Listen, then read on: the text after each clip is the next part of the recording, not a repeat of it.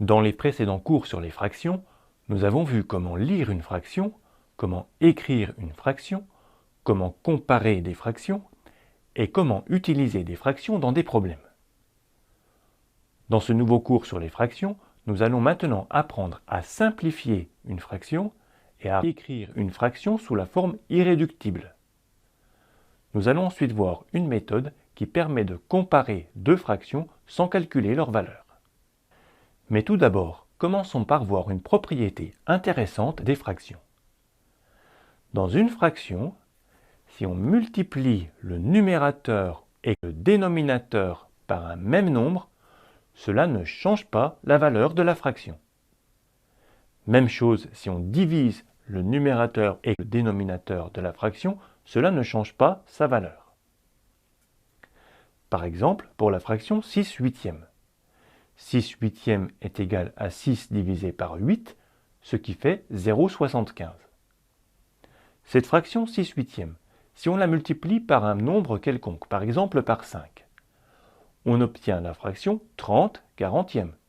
6 fois 5, 30, 8 fois 5, 40.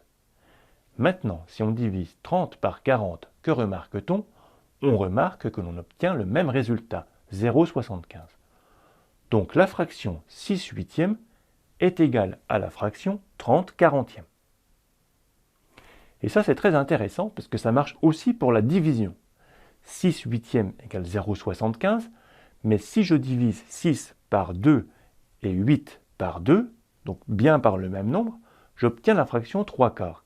Et la fraction 3 quarts est également égale à 0,75. Donc si on divise le numérateur et le dénominateur d'une fraction par un même nombre, on obtient une fraction égale à la fraction de départ. La fraction 6 huitièmes est égale à la fraction 3 quarts. Et ça c'est intéressant parce que ça nous permet d'écrire les fractions avec des plus petits nombres. Et quand on fait ça, on dit que l'on simplifie l'écriture de la fraction. On simplifie la fraction. Donc la fraction 3 quarts est une forme simplifiée de la fraction 6 huitièmes. Les fractions ne sont pas toujours simplifiables. 6 huitièmes est simplifiable par 2, donc on obtient 3 quarts, mais 3 quarts n'est plus simplifiable. On ne peut pas trouver un nombre entier tel que 3 divisé par ce nombre entier fasse un nombre entier, et 4 divisé par ce même nombre entier fasse encore un nombre entier.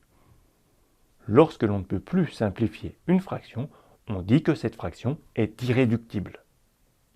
Donc si on te demande d'écrire une fraction sous forme irréductible, tu dois simplifier la fraction jusqu'à ce qu'on ne puisse plus la simplifier, jusqu'à ce qu'on ne puisse plus diviser son numérateur et son dénominateur par un même nombre.